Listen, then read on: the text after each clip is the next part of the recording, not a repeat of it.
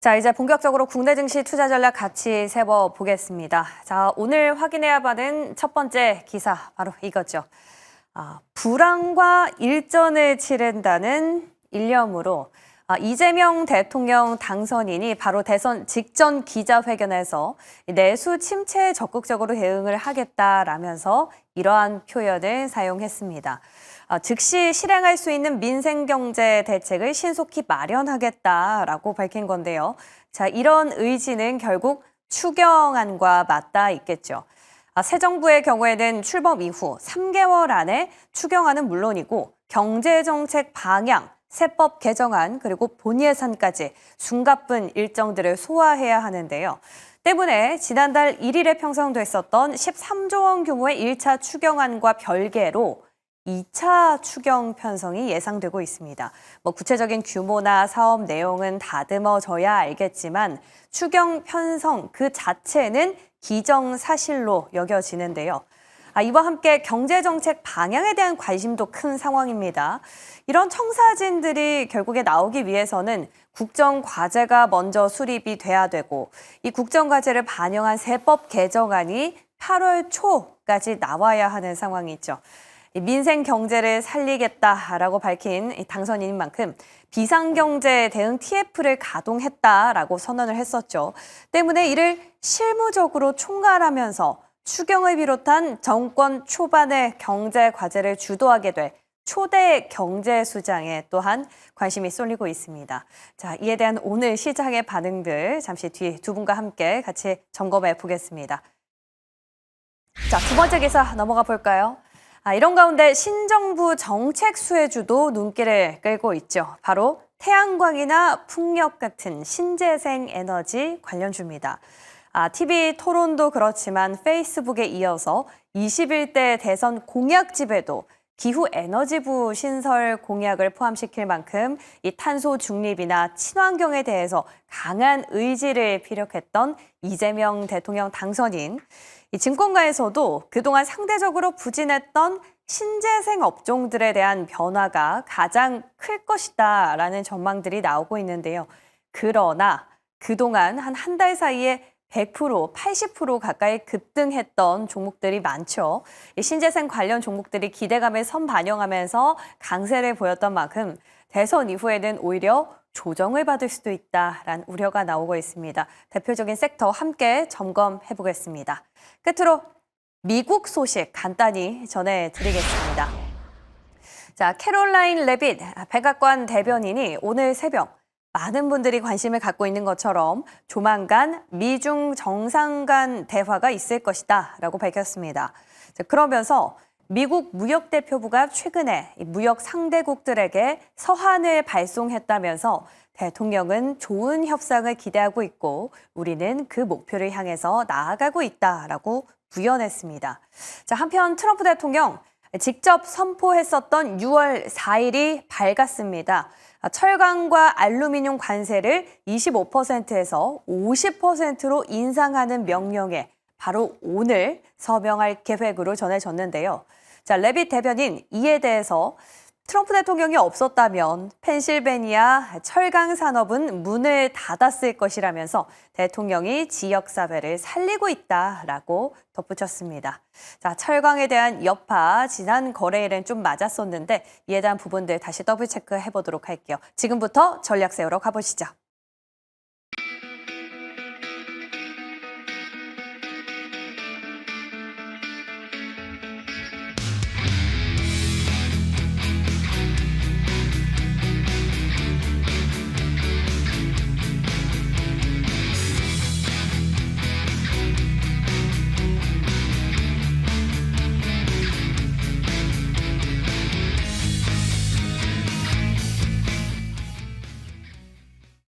마치 월요일 같은 수요일 아침입니다. SP인베스트 이주호 본부장, MBN골드 조선일 매니저와 전략 세워볼게요. 어서 오십시오. 안녕하세요. 네. 자, 우리가 소중한 한 표를 행사한 결과가 드디어 오늘 새벽에 발표가 됐는데요. 오늘 시장 어떻게 좀 방향성을 잡고 가야 될지 고민이 됩니다. 두 분의 키워드 먼저 만나보시죠. 미국의 관세 정책 불확실성이 더 크다. 철강 관세 발효. 두 분 포인트가 모두 미국 쪽으로 가 있네요. 어떻습니까? 철강 괜찮다고 하셨는데 지난주에 조금 조정은 있었어요. 네, 조정 좀 있었습니다만 뭐 오늘 철강 관세가 뭐 예정됐던 대로 발효가 되죠. 네. 기존에 이제 25%에서 2배로 50%로 올라갑니다. 미국에 수입되고 있는 외국산 철강 그리고 이제 알루미늄 제품에 대해서 관세가 부과가 되는데 이미 지난주에도 말씀드렸습니다만 이전에도 이제 그 트럼프 일기 때도 비슷한 이슈가 있었습니다만 단기적으로 약간 조정이 왔습니다만 그 후에 계속 꾸준히 올라갔기 때문에 걱정할 필요는 없다라고 말씀드렸고요. 이번에도 똑같다고 생각이 듭니다. 그래서 너무 여기에 대해서 부정적인 생각하지 마시고 약간 조정이 온다면 분할 매수 관점에서 보시면 좋을 것 같습니다. 우리 이주곤 부장님은 관세 정책에 불확실성이 있다. 미국 대변인은 오히려 대화를 할 것이다. 뭐 시장 분위기도 괜찮은데 왜 그렇게 보세요? 워낙 말을 많이 바꿔서 이제 뭐가 맞는지도 그렇긴 하죠. 모르겠습니다. 사실은 워낙 이랬다 저랬다 해가지고 사실 이번에 금리에 대한 부분들, 6월 FOMC에 대한 부분들 만약에 또 금리 인하 안 하게 될 경우에는 트럼프가 또 어떠한 카드를 꺼내들지 그러한 여러 가지 상황들을 봤을 때 지금 이렇게 관세가 단순히 협상용으로 끝나는 건지 아닌지가 이제는 못 믿어지는 상황이에요. 그러다 보니까 이제 이게 불확실성이 될 수가 있다라는 점. 물론 이제 중국과의 어떤 통화를 하면서 어떤 이러한 부분들이 좀 해소가 되면은 좋은데 그게 아니라 또 다른 이슈로 인해서 또다시 어떠한 다른 관세로 재점화가 될 경우에는 사실 이 부분에 있어서 국내 증시는 타격을 받을 수밖에 없는 상황이기 때문에 저는 그렇기 때문에 오히려 지금 트럼프가 자꾸 어떠한 목소리를 낼 경우에는 불확실성이 커진다라고 생각하고 있습니다. 그래서 이 부분을 좀 주의하셨으면 좋겠고요. 사실 이제 우리나라 새로운 정부가 이제 미국과의 협상에 대한 부분들 이러한 부분들 좀 기대해 볼 수 있겠지만 워낙 트럼프 대통령이 우리가 예상할 수 없는 방향으로 자꾸 가다 보니까 이 부분에 있어서 좀 체크를 하면서 주의해보자라는 취지로 말씀드렸습니다. 긴장을 늦추지 말자라는 의미로 해석을 해보겠습니다. 자, 그럼 이제 새벽에 나온 이슈들 하나씩 점검해 보겠습니다. 첫 번째 기사입니다. 우리나라 빅 이슈죠. 이재명 정부가 본격적으로 출범합니다. 추경안부터 세법, 본예산까지 굉장히 숨가쁜 일정을 앞두고 있는 상황인데요. 2차 추경이나 경제 정책이나 키워드는 민생 경제입니다. 때문에 어떤 돈이 풀릴 것이다라는 기대감이 지금 큰 상황이거든요. 우리 시장에는 또 호재가 아닐 수 없는데 이에 대해서 유통주라든지 좀 빛을 발했던 바가 있지 않습니까? 오늘 네네. 시장 어디에 좀 포커스가 온다고 보세요? 우선 이제 지금 정권이 지금 바로 인수인계 되면서 바뀌기 때문에 예전에는 이제 인수위가 보통 한 3개월 내지 6개월 정도 가동이 됐었는데 이번에는 뭐 인수위도 없이 바로 그렇죠. 대통령이 취임을 하자마자 이제 이재명 정부의 핵심 측근들이 이제 다 편성이 될 것 같은데 특히 이제 여러분들이 관심을 가져야 될 게 추경 예산입니다. 이미 5월 1일 날 13조 8천억의 추경 예산이 집행이 됐었는데 결의됐었는데 앞으로 한 2차 추경이 곧 예상이 될 건데 보통 이제 한 예상이 한 30조 원 이상으로 왜냐하면 현재 경제가 굉장히 안 좋기 때문에 특히 이제 국내 경기가 안 좋죠. 그래서 이 경기 활성화를 위해서 30조 원 이상의 추경안 편성이 예상돼 있다라고 볼 수 있을 것 같고 거기다가 보통 이제 9월 달부터 국회 본회의가 진행이 됩니다. 국회 본회의를 하기 전에 보통 일반적으로 국정 관련해서 전체적으로 정부가 6월 달하고 12월 달에 지금 현재 어떻게 경제 상황이 지금 진행되고 있는지 또는 현재 상황과 미래 상황을 예측하기 위한 그런 경제 여건을 제시를 하는데 6월 달 같은 경우는 국내 경제를 그리고 12월 달 같은 경우는 내년도 경제를 예산 보통 얘기를 하죠. 그래서 6월 달에 조금 있으면 나올 것 같은데 전체적으로 9월 달 본회의 시작하면 또 이제 내년도 예산안까지 10월까지 또 책정이 되기 때문에 그러기 전에 보통 일반적으로 경제 관련된 특히 예산안 편성 관련돼 가지고 이슈가 있습니다. 그래서 보통은 정부가 들어서고 매년 보면은 정부가 들어서고 한 3개월 내에 이게 다 셋업이 되는데 이번 같은 경우는 굉장히 지금 시간이 짧기 때문에 아마 7월 내로 왜냐하면 이게 세법 개정이나 여러 가지 것들이 변경이 돼야 되기 때문에 9월부터 적용이 되기 위해서는 7월 내지 늦어도 8월까지는 다 셋업이 돼야 되기 때문에 이러한 것들이 추경 편성부터 빠르게 진행될 것 같습니다. 그래서 다른 그런 어떤 대선 이후에 변경되는 것보다 이번 대선이 끝나고 난 다음에 굉장히 빠르게 움직일 것 같기 때문에 특히 이제 주식 투자하시거나 이쪽 관련된 일 하시는 분들은 여기에 관련된 정부의 움직임과 발표를 모니터링 하시면서 투자하시면 좋을 것 같습니다. 아무래도 돈이 풀리기 때문에 내수, 소비주, 유통주뿐만 아니라 전체적인 아웃라인에서 한번 지켜보시면 좋겠습니다. 자, 그리고요. 두 번째는 또 친환경 관련한 이슈이지 않을까 하는 생각이 듭니다. 정말 뜨거운 감자죠. 많이 이미 반영이 된 격도 없지 않아 있지만 대선 공약 자체에 포함이 돼 있기 때문에 이 부분이 진짜 신설이 된다면 앞으로 우리가 수출뿐만 아니라 내수 시장도 좀 노려볼 수 있다라는 측면도 분명히 있거든요. 앞서 이런 부분을 우리 조서희 매니저님과는 굉장히 대화를 많이 나눴기 때문에 이조 본부장님 의견 좀 듣고 싶습니다. 네, 일단 지금 대선 레이스 중에 원전 관련주들이 좀 강한 모습을 보였고 특히나 이제 미국 기업들도 좀 좋은 흐름을 보이면서 그에 동조를 했는데 사실 신재생 에너지 관련 종목분들도 올라왔습니다. 근데 최근에 좀 변동성을 보였죠. 근데 본격적으로 이제 이재명 후보가 이제 대통령이 되면서 새로운 정부가 들어서면서 이 부분에 대한 기대감이 지금 시장에 반영될 가능성이 굉장히 높습니다. 특히나 이재명 대통령이 이제 후보 시절에 계속 얘기했던 얘기가 이제 원전보다는 신재생 그리고 에너지 고속도로부터 시작해서 이러한 탄소 중립이라던가 기후 에너지 이러한 것들에 대해서 굉장히 강조를 했기 때문에 아무래도 지금 신재생 에너지 관련주 특히나 풍력 관련주들은 그동안 시세가 많이 못 나왔다는 점을 감안해 본다면은 그동안의 상승폭을 더 늘릴 가능성도 있다 이렇게 생각을 하기 때문에 저는 오히려 지금 신재생 쪽이 더 올라가면서 그동안 좀 시세가 나왔던 원전주들은 좀 차익 매물이 나올 수 있다.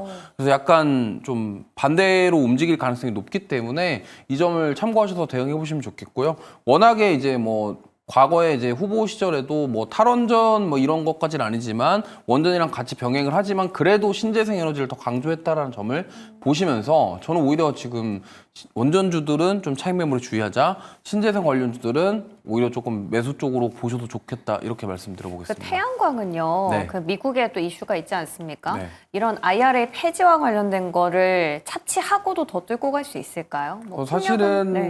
뭐 미국의 IRA 이슈도 있지만 네. 풍력이든 태양광이든 이제 우리나라에서 해상 풍력과 관련된 부분들, 예. 그러니까 국내 정책과 관련돼서 사실은 수출에 많이 영향을 받았었거든요. 근데 이제 내수까지도 확장된다라는 측면에 있어서는 그동안 풍력 관련주들이 소외를 받았던 부분들이 약간 트럼프 대통령이 풍력 별로 안 좋아한다. 이런 IRA라던가 이런 여러 가지 이슈들이 있었는데 이제 내수 쪽으로도 뭔가 정부에서 적극적으로 개입을 한다 그러면은 사실 풍력 관련주들 특히나 CS 윈도 같은 경우는 좋아질 가능성이 높다라고 생각해 볼 수 있기 때문에 네. 이쪽은 저는 보셔도 좋다 말씀드리겠습니다.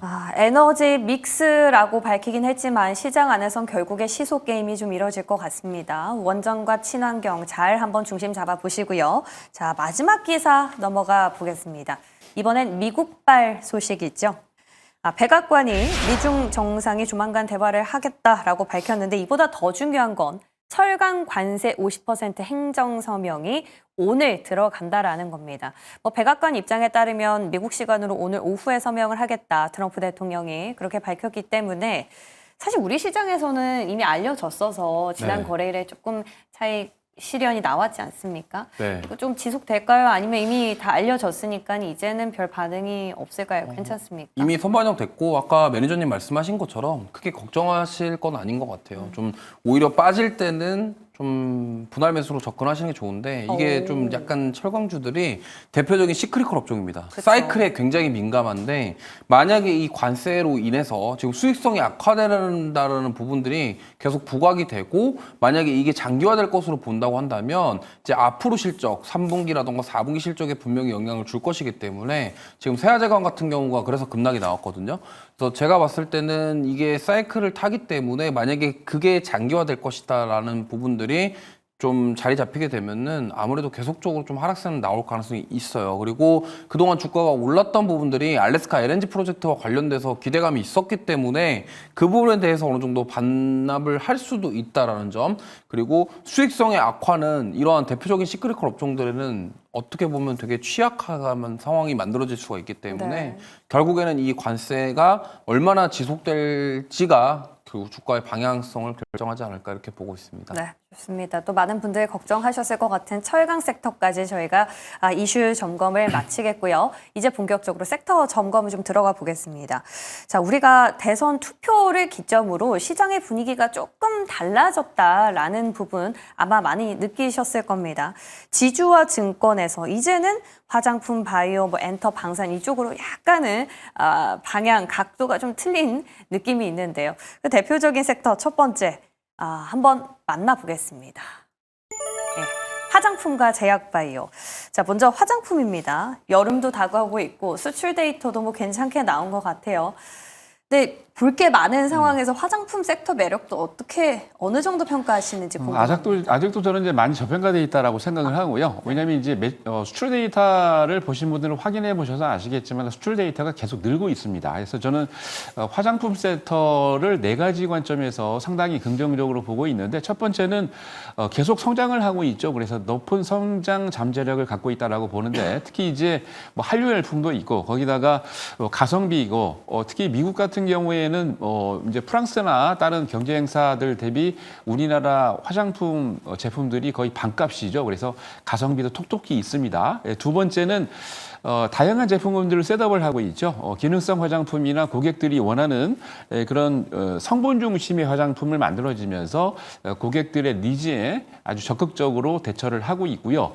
세 번째는 유통 채널이 많아졌습니다. 예전에는 오프라인으로만 뭐 백화점이나 또는 면세점으로만 판매됐었는데 요즘 같은 경우는 뭐 온라인 그리고 플랫폼 등을 통해 가지고 다양하게 지금 제품을 출시하고 유통을 하고 있기 때문에 매출이 꾸준히 늘고 있다라고 보시면 될 것 같고 특히 가장 중요한 건 네 번째인 계절적 성수기입니다.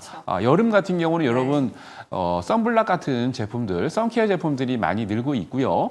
겨울 같은 경우는 피부를 보호를 해야 되기 때문에 스킨케어 제품들이 많이 늘고 있는데 선블락 같은 경우에도 뭐 미국에서 출시되는 것들 보면 말씀드린 대로 경쟁사 대비 거의 반값이기 때문에 거기다가 가성비도 아주 좋습니다. 그렇기 때문에 우리나라의 이 화장품 매출이 굉장히 늘 것으로 보고 있는데 수출 데이터가 나오면 나올수록 계속 증가를 하고 있고 그리고 뭐 거의 뭐 APL 같은 경우에는 지금 이제 작년에 7,228억 정도 매출이 올렸는데 금년에는 화장품 회사 중에 가장 많은 1조 원 매출을 올릴 수 있는 첫 번째 기업일 것 같으니까 그런 기업들이 계속 나올 것 같습니다. 그래서 화장품 업종 종목들 관심 있게 지켜보시기 바랍니다. 작년에는 우리가 계절적인 요인을 차치하고 뭔가 미국 안에서 승부를 보려고 했었는데 이번에 화장품은 유럽향, 일본향이 다시 증가한다라는 데 포커스가 시장의 시선이 맞춰지고 있습니다. 여기에 앞서 우리가 추경안이 편성이 돼서 돈이 풀린다면 화장품 역시도 내수 소비니까 이 부분도 한번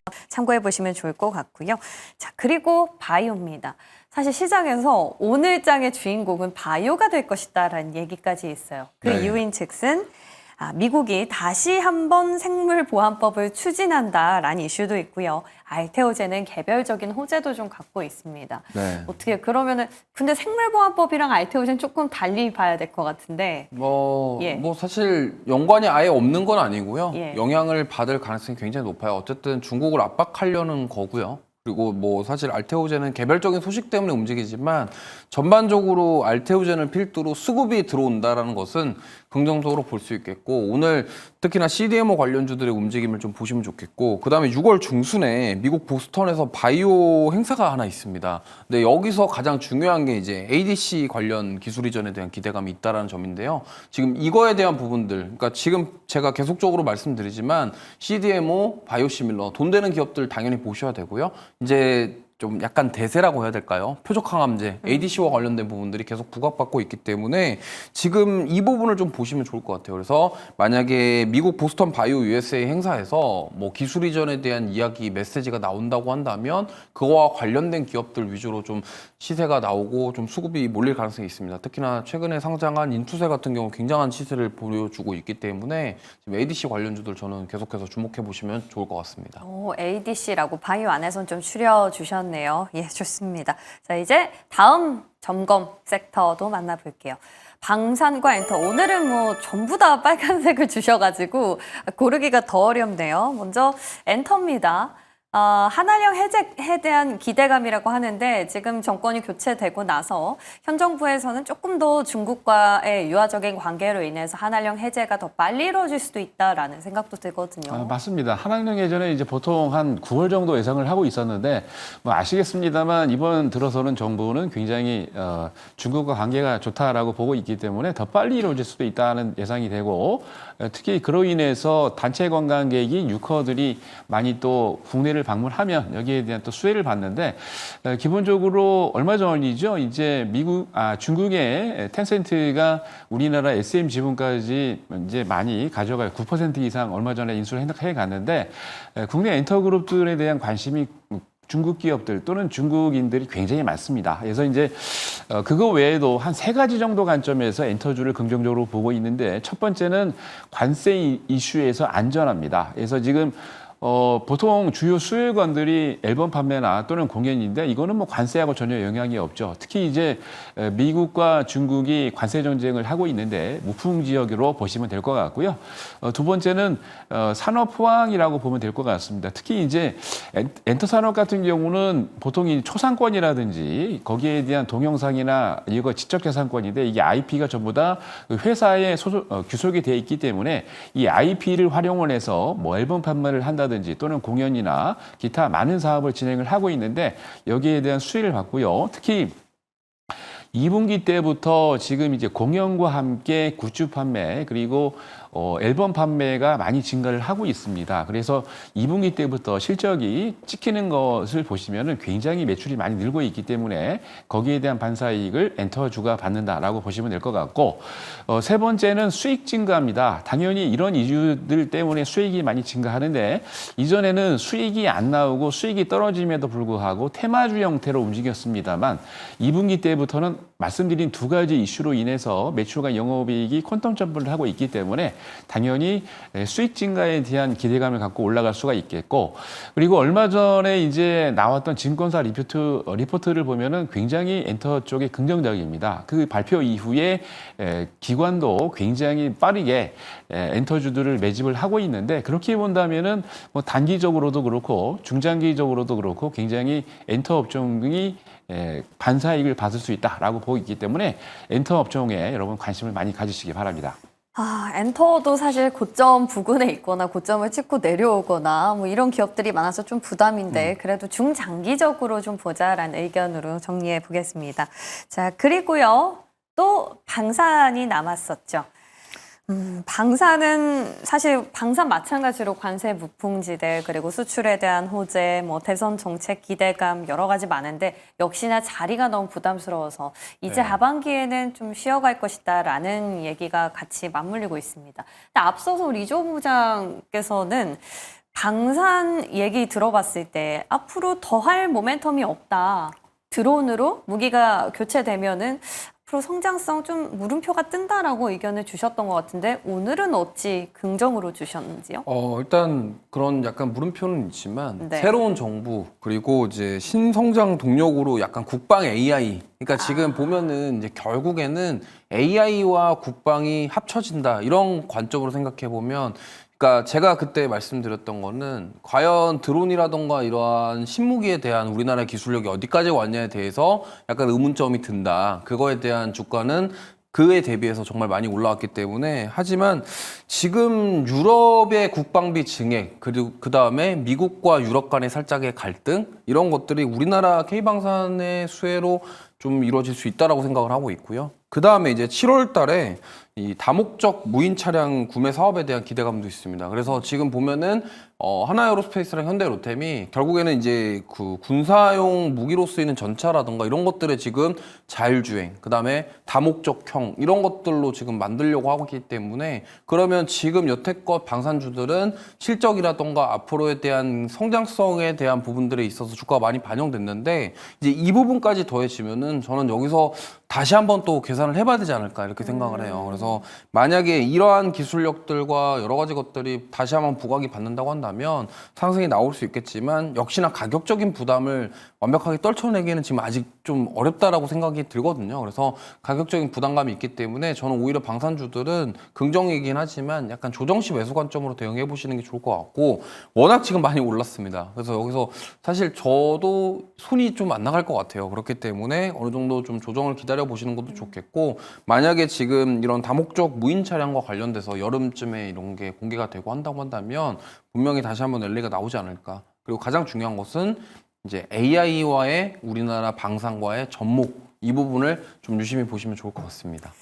무인 차량이면 결국에 드론과 궤를 같이 한다라는 생각이 듭니다. 예, 이 부분도 좀 저희가 어떤 기업이 이런 사업에 할 수 있는 연관성이 있는지는 옥석을 좀 가려봐야 될 것 같아요. 예, 좋습니다. 자, 이렇게 해서 섹터 점검은 여기서 마무리해 보고요. 오늘 장 도대체 어떤 종목으로 그러면 공략을 해볼지 이게 가장 또 중요한 맥점이겠죠. 만나보겠습니다. RFHIC, APR, 예, 시술 쪽을 좋게 보십니까? 네. 뭐 화장품으로는 중소형 화장품 중에서는 유일하게 네. 이제 금년에 1조 원을 돌파할 매출을 할 거로 예상을 하고 있고, 그리고 가장 중요한 거는 작년 기준으로도 무려 7,228억을 돌파했다는 거. 거기다가 1분기 얼마 전에 실적을 발표했는데 어닝 서프라이즈를 발표를 했죠. 굉장히 수치가 좋습니다. 거기다가 이번 APL 같은 경우는 미국뿐만이 아니고 전 세계적으로 KBT의 또 선두 주자라고 볼 수 있는 그런 기업인데 해외 시장에서 매출이 꾸준히 늘고 있고 걱정하고 있는 미국 같은 경우에도 22% 이상을 전체 매출에 찍었습니다.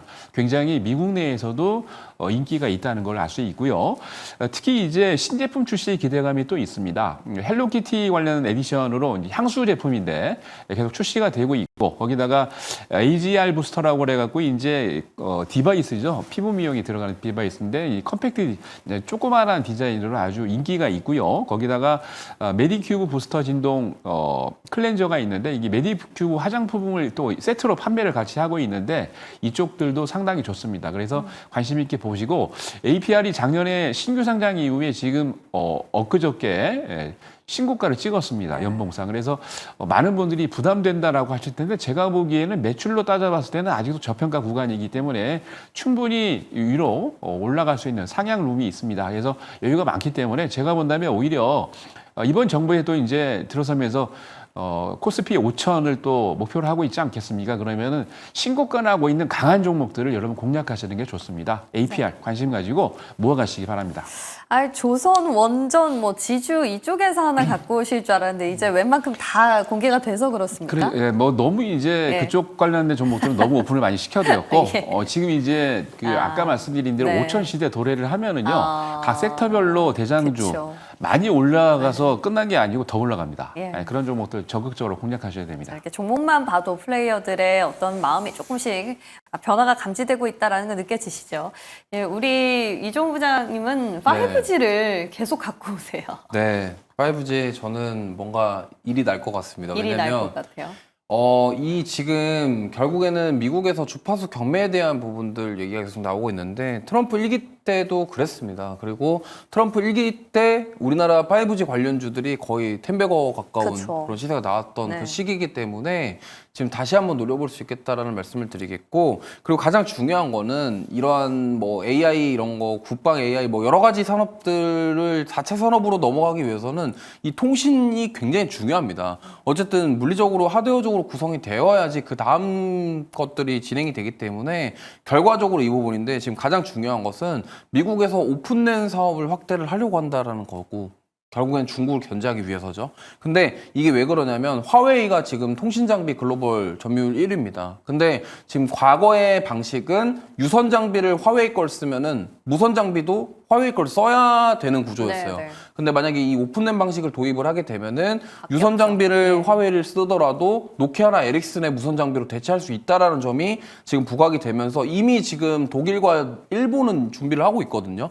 상용화 시점까지도 왔다라고 합니다. 그렇기 때문에 저는 이 부분이 오히려 지금 부각이 될 수 있다라고 봤을 때 지금 RHFIC 같은 경우 RFHLC 같은 맞죠? 경우는 예. 이제 미국의 생산 기지도 가지고 있어요. 그러니까 5G 장비 중에서 미국의 공장을 가지고 있는 유일한 기업 중에 하나입니다. 그렇기 때문에 이 부분이 좀 수혜를 받을 수 있겠고 고객사 중에 그리고 LIG 넥손도 있습니다. 그러니까 방산 쪽이랑 통신 이런 쪽이 당연히 이어질 가능성이 있기 때문에 네. 좀 그동안 너무나 안 좋았지만 앞으로 좋아질 가능성이 있는 5G 한번 보시면 좋겠습니다. 오픈랜은 좀 오랜만에 듣는 키워드긴 한데 최근에 5G가 부각받았던 게 스타링크 이슈 아니었습니까? 이거 급등했다가 다음날 바로 많이 빠졌는데 이거 괜찮습니까? 스타링크랑 원액 같은 경우 때문에 있지만 사실 그거와 별개로 통신 장비 쪽은 지금 뭐 물론 그거에 대한 기대감도 있겠지만 앞으로 제가 말씀드릴 그 네. 트럼프의 정책과도 연결될 가능성이 있기 오히려. 때문에 전 그런 관점에서 좀 보자라는 말씀 드리고 싶습니다. 예. 5G에 대한 굳은 의지를 다시 한번 확인했습니다. 오늘 시장 방향성 굉장히 궁금한데요. 두 분 말씀 바탕으로 저희는 공략 잘해보도록 하겠습니다. 두 분 말씀 고맙습니다.